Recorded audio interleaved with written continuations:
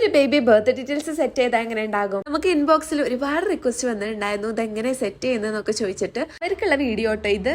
Layer കൂടുന്തോറും ഭംഗി കൂടും. പക്ഷേ ഈ ഫ്രെയിമിൽ ഞാൻ 2 യൂസ് ചെയ്തിട്ടുള്ളൂ.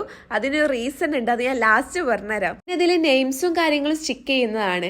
അതിൽ നെയിമും കാര്യങ്ങളും കറക്റ്റ് ഫോണ്ടിലാണെന്നുണ്ടെങ്കിലാണ് നമുക്കത് വൃത്തിക്ക് കട്ട് ചെയ്തെടുക്കാൻ പറ്റുന്നുണ്ടാവുക. നിങ്ങൾ ഫസ്റ്റ് അത് ഡിസൈൻ ചെയ്യുന്ന ടൈമിൽ അത് കട്ട് ചെയ്യാൻ പറ്റുന്ന രീതിക്ക് തന്നെയാണോ ആ ഫോണ്ട് എന്നുള്ളത് ഉറപ്പ് വരുത്താട്ടോ.